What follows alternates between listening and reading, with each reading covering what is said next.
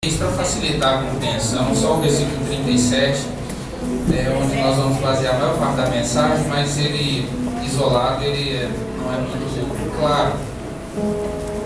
Lucas 17, a partir do 33.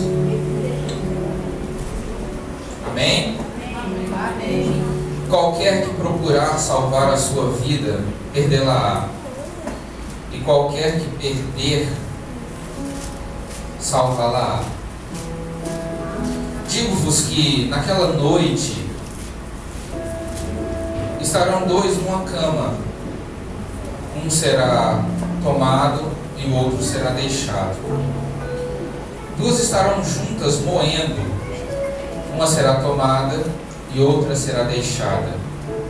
Dois estarão no campo, um será tomado e outro será deixado. E respondendo, disseram-lhe: Onde, Senhor? E ele lhes disse: Aonde estiver o corpo, aí se ajuntarão os abutres. Senhor amado, fala ao nosso coração pela Tua palavra. Ó Deus, precisamos Te ouvir. Sentimos saudade da Tua voz. Fala conosco em nome de Jesus. Amém. Os irmãos podem sentar. Glória a Deus. Esse texto é um texto escatológico, é um texto que fala de uma profecia, é um texto que tem um teor profético. Ele fala de um momento da história, ele fala de um momento da história da igreja, que não é o arrebatamento como algumas pessoas pensam. Não é do arrebatamento que esse texto está falando. Ele está falando do dia em que o Senhor virá libertar Israel. A nossa teologia assembleana, arminiana, nós entendemos que esse momento acontecerá depois do arrebatamento da igreja, e do meio para o fim da tribulação, mais provavelmente no fim da tribulação, para ser mais preciso, no fim dos 7 anos de tribulação, Deus virá socorrer o seu povo Israel. Apesar dele dizer que um será tomado, outro será deixado, o final fala que onde está o corpo, ali se ajuntarão os abutres. E existe também algo importante de nós entendermos. Algumas profecias da Bíblia, elas têm duplo cumprimento. Jesus, quando estava entrando em Jerusalém, ele disse: Jerusalém, Jerusalém, eu gostaria de ajuntar vocês como uma galinha ajunta os seus filhotes, mas você não reconheceu o dia da sua visitação. Por conta disso, amontoarão tranqueiras contra ti. Jesus estava profetizando o cerco de Jerusalém no dia da sua vinda, na guerra que haveria contra Israel. Mas essa profecia também se cumpriu antes, uns 40 anos depois, quando Roma cercou Jerusalém e destruiu Jerusalém. Então, o evento de Roma foi um anúncio do evento futuro. Então, esse texto ele pode sim estar falando também do arrebatamento, mas de uma forma geral ele pode até cumprir-se parcialmente no arrebatamento, mas o seu cumprimento final, total e literal vai acontecer na segunda vinda do Senhor. Os discípulos, Jesus está falando aqui nesse trecho do capítulo 17 sobre o reino de Deus, e ele começa a explicar para os religiosos daquela época que lhe questionaram sobre o reino de Deus: quando virá o reino de Deus? Jesus disse: olha, o reino de Deus não é algo que você diga está ali ou está lá, mas o reino de Deus não se observa, o reino de Deus não é visto. como vocês querem ver. Ele não é humano, ele não é palpável. E ele completa com uma frase fantástica, dizendo: o reino de Deus está entre vocês. Aleluia! Glória a Deus, glória a Deus. Que o reino dele esteja entre nós, irmãos. Amém. Glória a Deus. Sabe o que é o reino de Deus estar entre vocês?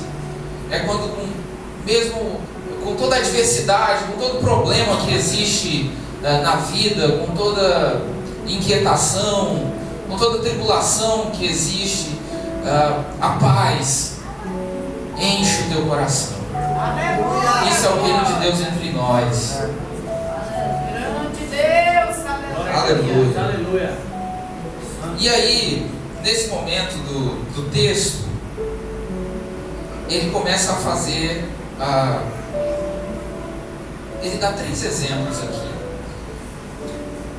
Os discípulos, ao ouvirem os 3 exemplos, eles ainda continuam sem entender. Jesus passou metade do capítulo explicando, mas os discípulos ainda não entendiam. Eles perguntaram, eles fizeram uma tolice, né? Eles tinham falta de compreensão da palavra, e que Jesus explicava, e disseram: Senhor, tudo bem, o Senhor disse aí, né, no campo, na moinha, o reino de Deus está entre nós, tudo bem, mas onde, Senhor? Onde? Está no versículo 37. Respondendo, disseram-lhe: onde, Senhor? A ideia de reino para Israel,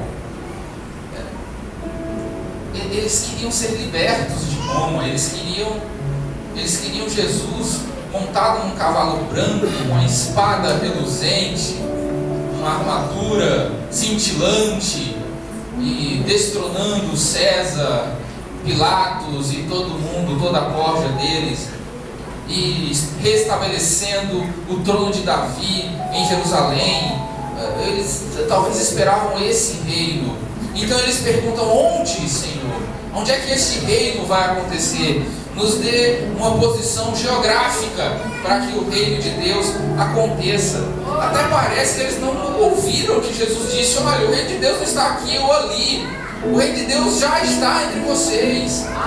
Eles insistiram na pergunta: não, Senhor, mas me diz aí onde é, que eu já vou comprar uma casinha lá.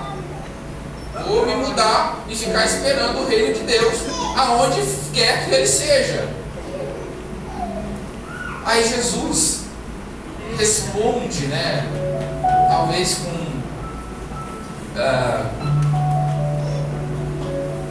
falando para que eles, ouvindo, não ouvissem, né? Como disse o profeta Isaías. Ele usa uma parábola.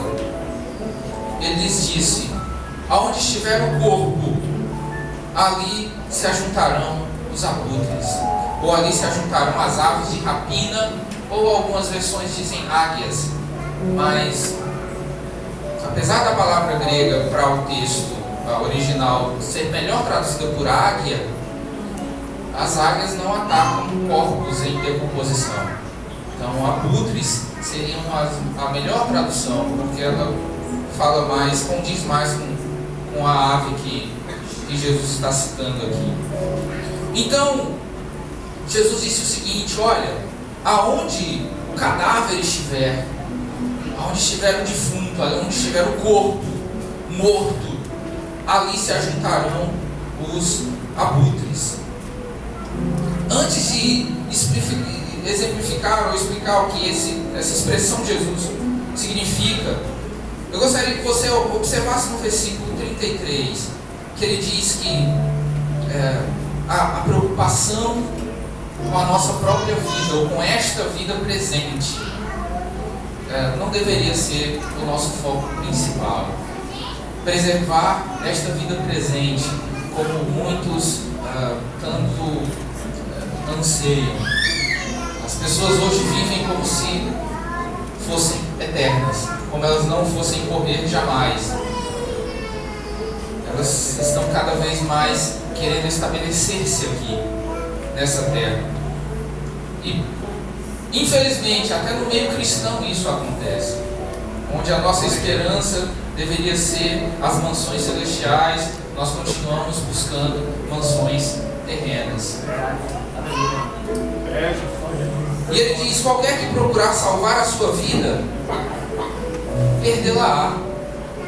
Esse texto é de uma simplicidade tão gritante que assusta. Não tem como ser mais claro do que isso. Se você tentar ganhar essa vida aqui presente, você vai estar perdendo ela. Mas se por amor dele você perder essa vida presente, você vai salvá-la. Você vai ganhar essa vida. Não tem como ser mais claro do que isso. Jesus foi muito taxativo aqui. Faça um bom negócio. Troque os seus 80, 90, 100 anos nessa vida por uma eternidade com Ele. Não tem negócio melhor. Sabe? É como trocar 10 centavos por 1 bilhão de reais. Em comparação. E aí ele dá 3 exemplos. Primeiro, digo-vos que naquela noite, amém? Vocês não estão com a Bíblia aberta? Digo-vos que naquela noite. Então Jesus vai voltar de noite, amém? Sim, porque a terra é redonda, né? Em algum lugar deste evento vai estar de noite, em outro vai estar de dia. Amém? Digo-vos que naquela noite estarão 2 numa cama. Amém? Realmente de noite. Ele está falando um casal aqui. Isso fala de descanso. Vamos pegar o primeiro exemplo, vamos por parte. O primeiro exemplo diz que naquela noite, então, este evento acontecerá numa noite, certo? E 2 estarão numa cama, ou seja, estão despreocupados, relaxados, tranquilos, descansando, ou talvez até dormindo já. E um será tomado, e o outro será deixado. Amém? Não importa o quão santo ou o quão ímpio seja o seu cônjuge, você não pode fazer absolutamente nada por ele nesse dia. Por mais que você ame o seu cônjuge, você não pode depender dele para ser salvo. Ele provavelmente pode até contribuir de alguma forma para a tua vida espiritual, mas ele nunca vai ser determinante para esse momento. Então, os relacionamentos afetivos, conjugais, que foram propostos por Deus como uma bênção para a vida do ser humano, eles não vão interferir na tua salvação, porque um pode ser tomado e o outro deixado nesse grande dia. O segundo exemplo que ele diz no versículo 35: 2 estarão juntas moendo. Então, se está moendo trigo, já não é de noite. Quem é que vai moer trigo de noite? Você já viu alguém? É meia-noite agora, eu acho que vou fazer um bolo. Quem faz isso, né? Sua esposa faz bolo de noite? Minha mãe também faz. É umas coisas estranhas, né? Vocês são estranhos, vocês têm que dormir de noite, né? Vamos voltar para o contexto bíblico, né? Que é o contexto normal, né? A vida de hoje está muito agitada. As pessoas escolhem meia-noite, 1 hora da madrugada, 2 horas da madrugada para fazer bolo. Mas em um contexto normal, principalmente nesta época que não havia luz elétrica, não havia lâmpadas acesas, né? As lâmpadas eram queimadas ali. As pessoas reservavam a parte inicial da manhã para moer o trigo. Então essas 2 senhoras aqui, neste mesmo evento, estariam numa manhã moendo trigo. As pessoas moem trigo de manhã, dentro da normalidade das circunstâncias, né? Salvo algumas exceções que tem aqui. E aí ele diz: uma será tomada e outra será deixada. Então, nesse segundo exemplo, ele está falando de uma atividade doméstica. Ele está falando de atividades que são feitas em casa. No primeiro exemplo, ele estava falando de um momento de descanso.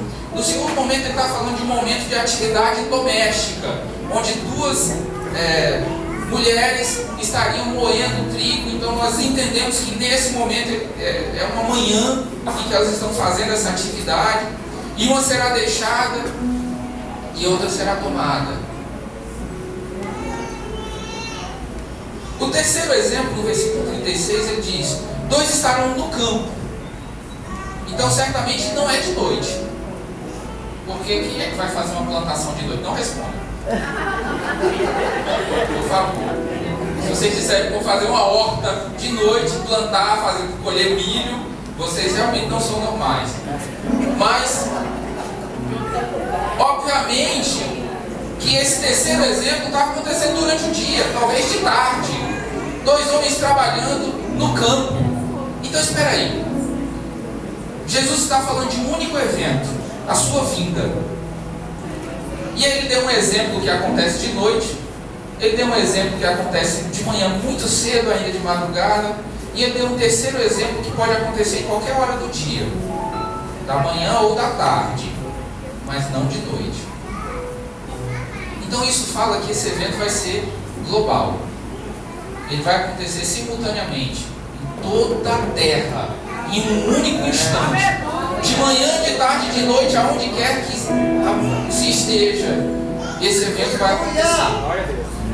Glória a Deus. O terceiro exemplo fala de trabalho secular, de profissão. Ele fala do ganha-pão de cada um de nós.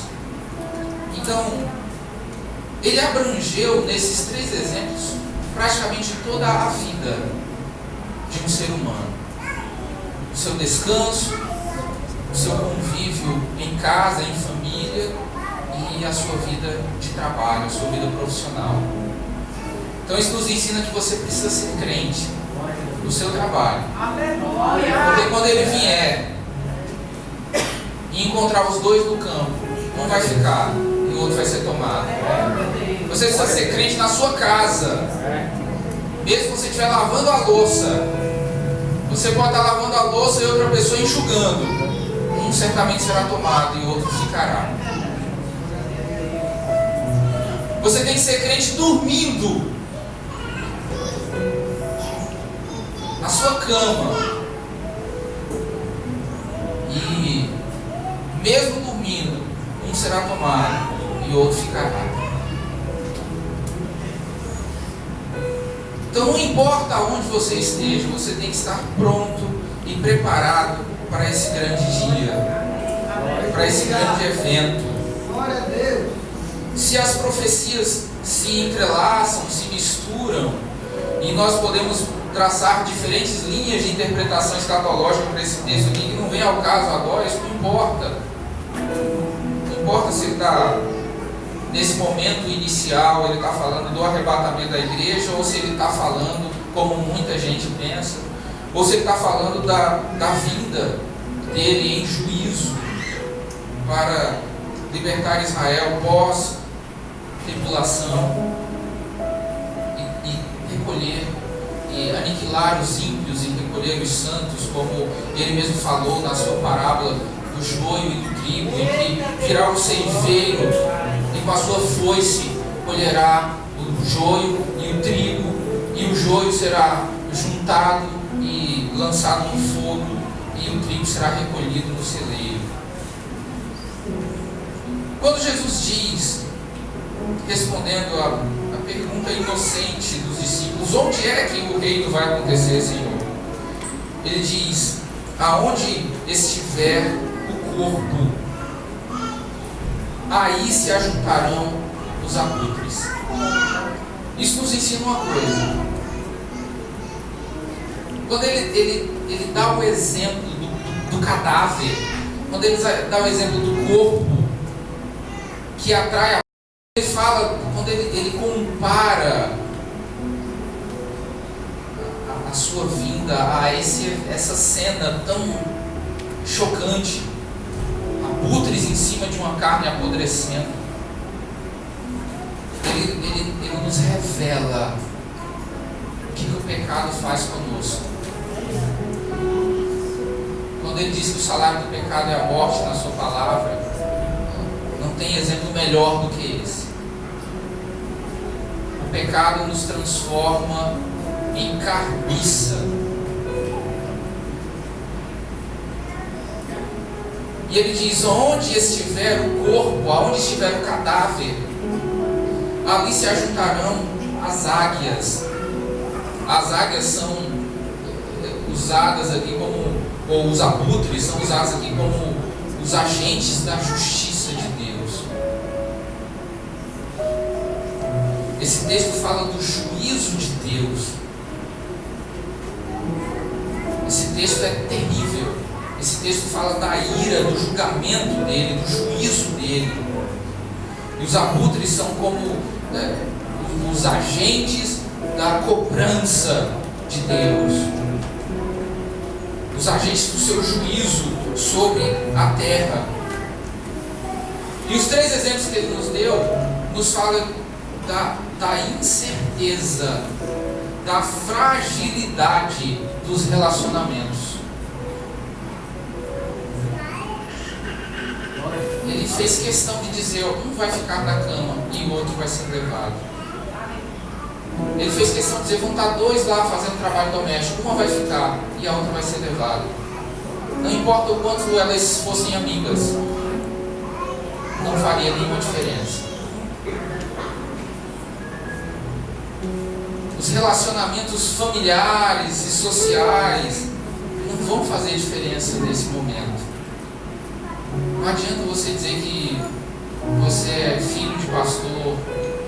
Não adianta você dizer que sua mãe dirigia o círculo de oração. Não adianta você dizer que sua avó foi fundadora da escola bíblica dominical. Não vai fazer nenhuma diferença. Os relacionamentos são incertos.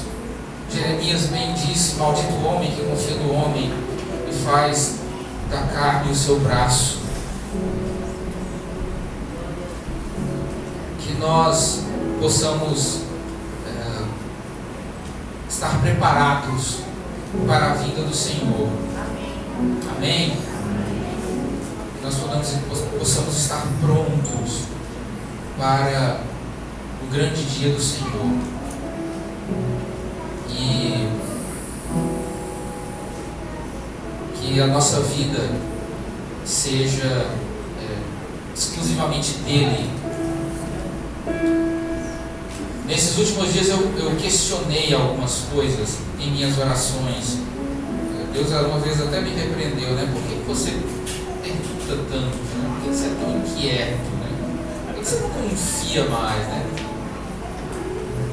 Mas foi uma repreensão relativamente amorosa. Né? Graças a Deus o Senhor é muito paciente comigo. Geralmente eu só escuto bênção, né? Eu fico até meio assim.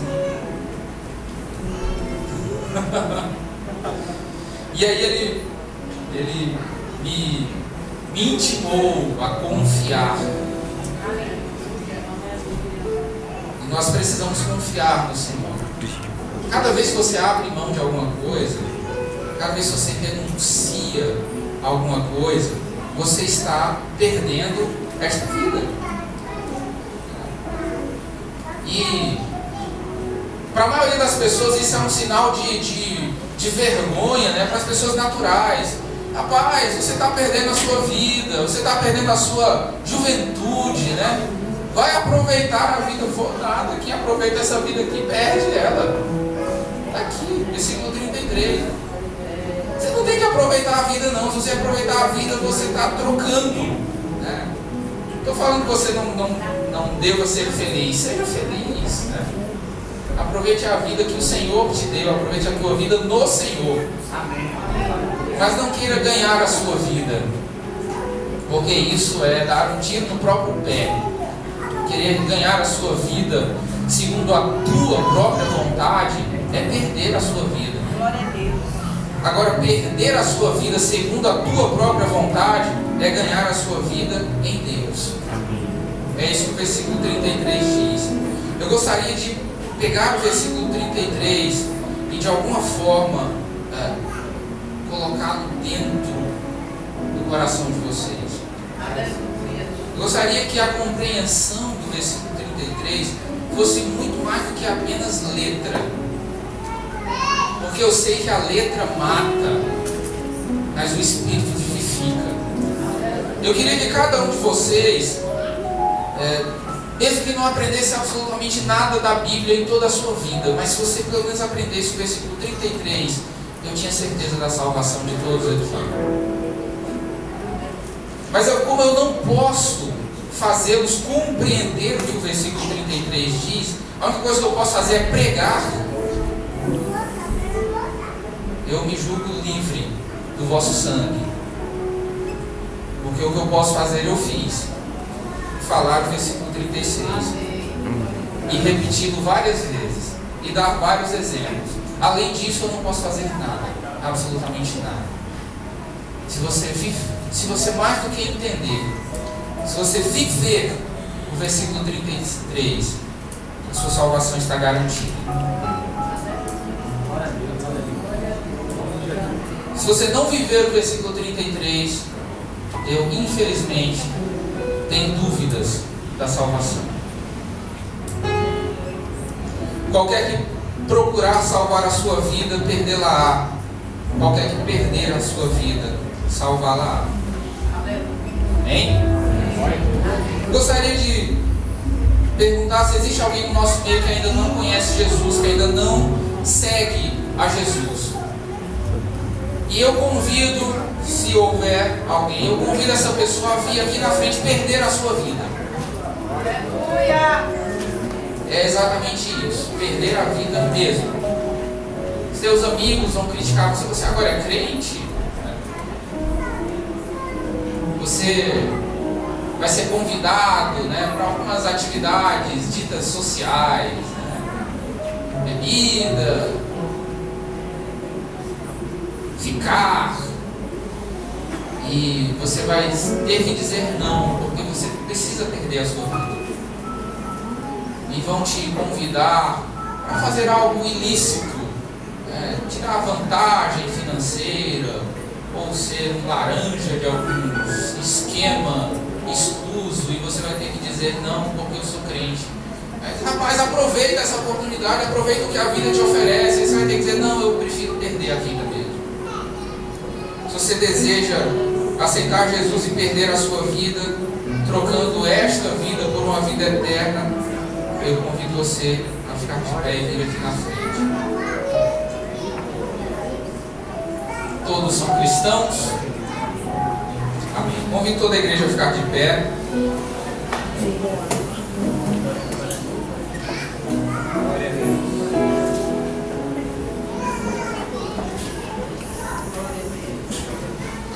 As palavras de Jesus são contundentes. Aonde estiver o cadáver, ali se ajuntarão os abutres.